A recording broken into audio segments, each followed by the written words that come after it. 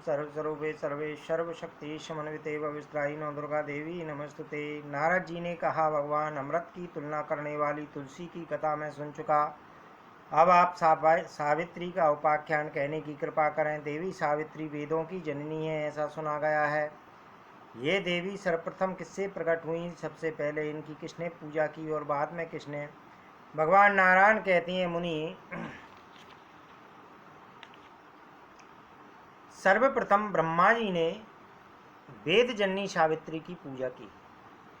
तत्पश्चात ये देवताओं से सुपूजित हुई। तदंतर विद्वानों ने इनका पूजन किया। इसके बाद भारतवर्ष में राजा अश्वपति ने इनकी उपासना की। तदंतर चारों वर्णों के लोग इनकी आराधना में संलग्न हो गए। नारद जी ने पूछा, ब्राह्मण राजा अश्वपति कौन थे? किस कामना से उन्होंने सावित्री की पूजा की थी? भगवान नारायण बोले, मुनि, महाराज अश्वपति मद्र देश के नरेश थे। शत्रुओं की शक्ति नष्ट करना और मित्रों के कष्ट का निवारण करना उनका स्वभाव था। उनकी रानी का नाम मालती था। धर्मों का पालन करने वाली वह महारानी राजा के साथ इस प्रकार शोभा पाती थी जैसे लक्ष्मी विष्णु के साथ पाते। नारद, उन्हें कोई संतान नहीं थी, अतएव रानी ने वशिष्ठ जी के आदेश से भक्ति पूर्वक भगवती सावित्री की आराधना की, परंतु उसे देवी की ओर से ना तो कोई संकेत मिला, न देवी ने साक्षात दर्शन ही दी। अतः कष्ट का अनुभव करती हुई दुख से घबराकर वह घर चली गई। राजा अश्वपति ने उसे दुखी देखकर नीतिपूर्ण वचनों द्वारा समझाया और स्वयं भक्ति पूर्वक वे सावित्री की तपस्या के लिए पुष्कर क्षेत्र में चले गए। वहां रहकर इंद्रियों को वश में करके उन्होंने बड़ी तपस्या की। तब भगवती सावित्री के दर्शन तो नहीं हुए, किंतु कुछ उपदेश प्राप्त हुए। महाराज अश्वपति को आकाशवाणी सुनाई दी। आकाशवाणी ने कहा, राजन, तुम 10 लाख गायत्री का जप करो। इतने में ही वहां मुनिवर पाराशर जी पधार गए। राजा ने मुनि को प्रणाम किया। मुनि राजा से कहने लगे, मुनि ने कहा, राजन, गायत्री का एक बार का जप दिन के पाप को नष्ट कर देता है। 10 बार जप करने से दिन और रात के संपूर्ण पाप नष्ट हो जाती हैं। 100 बार जप करने से महीनों का उपार्जित पाप नहीं ठहर सकता। 1000 के जप से वर्षों के पाप भस्म हो जाते हैं। गायत्री के 1 लाख जप में इस जन्म के तथा 10 लाख जप में अन्य जन्मों के भी पापों को नष्ट करने की अमोघ शक्ति है। 1 करोड़ जप करने पर संपूर्ण जन्मों के पाप नष्ट हो जाते हैं। 10 करोड़ गायत्री जप ब्राह्मणों को मुक्त कर देता है। ब्राह्मणों को चाहिए कि पूर्व अभिमुख बैठकर हाथ को सर्प के फण के समान कर ले। उंगली के पर्व से क्रमशः नीचे से ऊपर गिनते हुए जप करे। यही करमाला का क्रम है। राजन, मल्यागिरी चंदन के बीच की अथवा स्फटिक मणि की पवित्र माला होनी चाहिए। इन्हीं वस्तुओं को माला बनाकर तीर्थ में अथवा किसी देवता के समक्ष जप करें। पीपल अथवा कमल के पत्र पर संयम पूर्वक माला को रखकर गौरोचन से अनुलिप्त करें। फिर गायत्री जप करके विद्वान पुरुष माला को स्नान कराएं। फिर उसी माला पर विधि पूर्वक गायत्री के 100 मंत्रों का जप करना चाहिए। अथवा पंचगव्य या गंगा जल से स्नान कराकर शुद्ध की हुई माला से भी जप किया जा सकता है। राजऋषि, तुम इस क्रम से 10 लाख गायत्री का जप करो, जिससे तुम्हारे 3 जन्मों के पाप क्षीण हो जाएंगे। तत्पश्चात तुम भगवती सावित्री का साक्षात दर्शन कर सकोगे। राजन, तुम प्रतिदिन मध्याह्न, सायं एवं प्रातः काल की संध्या पवित्र होकर निरंतर करना, क्योंकि संध्या न करने वाला अपवित्र व्यक्ति संपूर्ण कर्मों के लिए सदा अनाधिकारी हो जाता है। वह दिन में जो कुछ सत्कर्म करता है उसके फल से वंचित रहता है। जो प्रातः एवं सायंकाल की संध्या नहीं करता वह ब्राह्मण संपूर्ण ब्राह्मणोचित कर्मों से बहिष्कृत माना जाता है।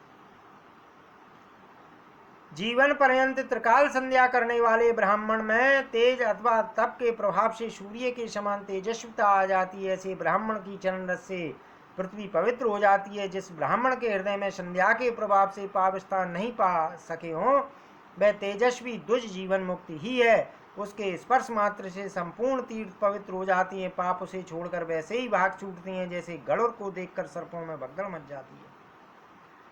त्रिकाल संध्या न करने वाले द्विज के लिए हुए पिंड और तर्पण को उसके पितर इच्छा पूर्वक ग्रहण नहीं करते तथा देवगण भी स्वतंत्रता से उसे नहीं लेना नहीं चाहते।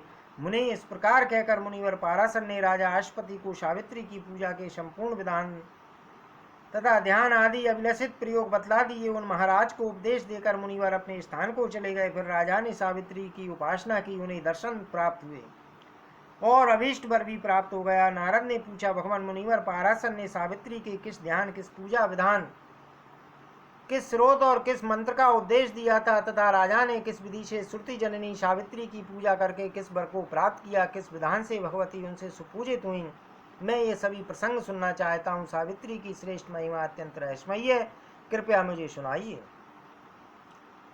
भगवान नारायण कहते हैं, नारद ज्येष्ठ कृष्ण त्रयोदशी के दिन संयम पूर्वक रहकर चतुर्दशी के दिन व्रत करके शुद्ध समय में भक्ति के साथ भगवती सावित्री की पूजा करनी चाहिए। 14 वर्ष का व्रत है, इसमें 14 फल और 14 नैवेद्य अर्पण किए जाते हैं। पुष्प एवं धूप तथा यज्ञोपवीत आदि से विधि पूर्वक पूजन करके नैवेद्य अर्पण करने का विधान है। एक मंगल कलश स्थापित करके उस पर पल्लव रखना है। तुझको चाहिए कि गणेश, सूर्य, अग्नि, विष्णु, शिव और पार्वती की पूजा करके आवाहित कलश पर अपनी इष्ट देवी सावित्री का ध्यान करें।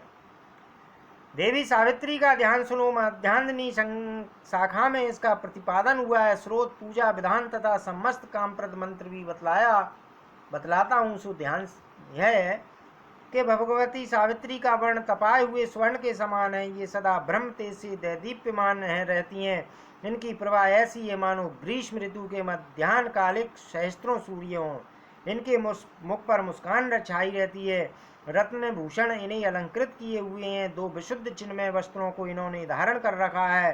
भक्तों पर कृपा करने के लिए ही ये साकार रूप से प्रकट हुई हैं। जगत दाता प्रभु की इन प्राण प्रिया को सुखदा, मुक्तिदा, शांता, सर्व संपत्ति स्वरूपा तथा सर्व संपत्ति दात्री कहते हैं। ये वेद की अधिष्ठात्री देवी हैं। वेद शास्त्र इनके स्वरूप हैं। मैं ऐसी वेद भी स्वरूपा वेद माता भगवती सावित्री की उपासना करता हूँ। इस प्रकार ध्यान नैवेद्य अर्पण करें, फिर श्रद्धा के साथ कलश के ऊपर भगवती सावित्री का आह्वान करें। वेदोक्त मंत्रों का उच्चारण करते हुए 16 प्रकार के उपचारों से भगवती की पूजा करें। विधि पूर्वक पूजा और स्तुति संपन्न हो जाने पर देवेश्वरी सावित्री को प्रणाम करें। आसन, पाद, अर्घ्य, स्नान, अनुलेपन, धूप, दीप, नैवेद्य, तांबूल, शीतल जल, वस्त्र, भूषण, माला, चंदन, आचमन और मनोहर संज्ञा ये दैने योग 16 उपचार हैं। आसन का मंत्र यह है, देवी यह आसन उत्तम काष्ठ अथवा स्वर्ण निर्मित है। देवताओं के वास करने योग है। पुण्य प्रद आसन आपके लिए अर्पण किया गया है। पाद, देवी यह तीर्थ का पवित्र जल पाद के रूप में मैंने आपको समर्पित किया है। प्रीति उत्पन्न करने वाला है। पाद पूजा का एक प्रधान अंग माना जाता है। अर्ध, देवी दूब, फूल, तुलसी तथा शंख के जल से इस अर्ध को सजाया गया है। ऐसा पवित्र एवं पुण्यप्रद अर्ध मेरे द्वारा आपके लिए निवेदित है। स्नान, देवी चंदन मिलाकर इस जल को सुगंधित किया गया है तथा साथ ही सुगंध प्रकट करने वाला यह तेल भी है। स्नान करने योग इस जल को भक्ति पूर्वक मैंने आपके सामने अर्पण किया है, इसे स्वीकार करें। अनुलेपन, अंबिके जो सुगंधित वस्तुओं से बना है जिससे गंध फैल रही है तथा चंदन के जल से जो गीला किया गया है, ऐसा है प्रीति बढ़ाने वाला पवित्र अनुलेपन मैंने भक्ति पूर्वक आपके सामने निवेदित किया है, स्वीकार करें। धूप परमेश्वरी है। उत्तम धूप सर्व मंगलमय संपूर्ण मंगलों को देने वाला तथा पुण्यप्रद है, आप इसे स्वीकार करें। दीप, देवी सुगंध युक्त एवं सुखदायी तथा प्रकाश फैलाने वाले इस दीप को जगत के प्रदर्शनार्थ मैंने आपको अर्पण किया है। दीपक अंधकार को दूर करने का प्रधान बीज है। नैवेद्य, देवी तुष्टि, पुष्टि, प्रीति एवं पुण्य प्रदान करने वाले तथा भूख शांत करने के परम साधन इस स्वादिष्ट नैवेद्य को आपके सामने मैंने अर्पण किया है, इसे ग्रहण करें। शीतल जल, देवी जो प्यास बुझाने का कारण, जगत को रूप प्रदान करने वाला तथा जगत का जीवन है, ऐसा यह परम शीतल जल सेवा में उपस्थित है, इसे स्वीकार कीजिए। वस्त्र, परमेश्वरी रुई तथा रेशम से बने हुए इस वस्त्र को ग्रहण कीजिए। शरीर के लिए यह शोभा स्वरूप है, इसे धारण करने से सभा में परम प्रतिष्ठा प्राप्त होती है।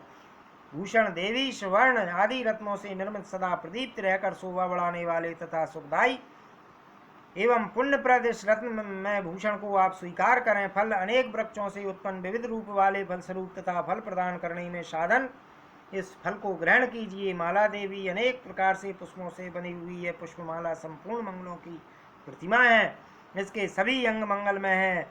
प्रभुत शोभा से यह संपन्न है। पुण्य प्रदान करने वाली इस माला से बड़ी प्रसन्नता होती है, अतः आप इसे ग्रहण करें। चंदन, देवी आप पुण्यप्रद एवं अत्यंत सुगंधपूर्ण इस चंदन को स्वीकार करें। सिंदूर, ललाट की शोभा बढ़ाने वाला सुंदर सिंदूर भूषणों में सर्वोत्तम माना जाता है, अतः आप इसे ग्रहण करें।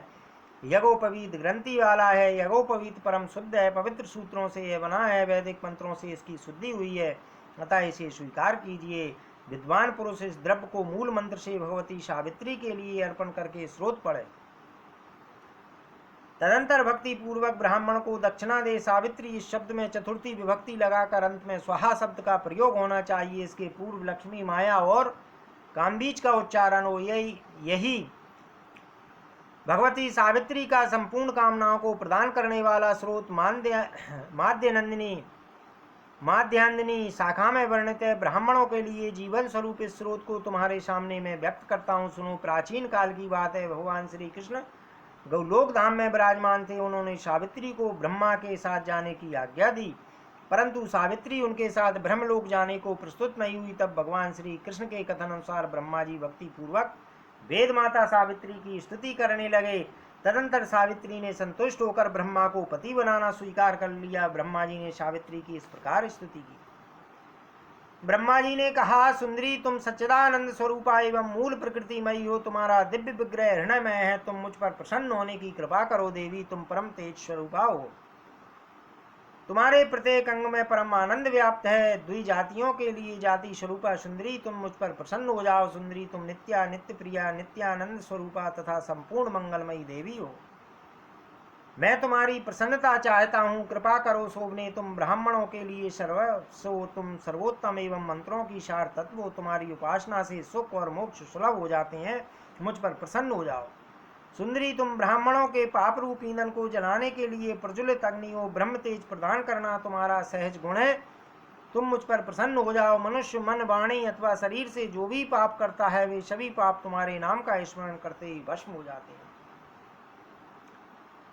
इस प्रकार स्तुति करके जगत माता ब्रह्मा जी इस प्रकार स्तुति करके जगत दाता ब्रह्मा जी वहीं सभा भवन में ही विराजमान हो गए। तब सावित्री उनके साथ ब्रह्मलोक में जाने के लिए प्रस्तुत हो गई। मुनि, इसी स्रोत राज से राजा आशुपति ने भगवती सावित्री की स्तुति की थी। तब उन देवी ने प्रसन्न होकर उन्हें दर्शन दिए। राजा ने उनसे मनोअभिलाषित वर प्राप्त किया है।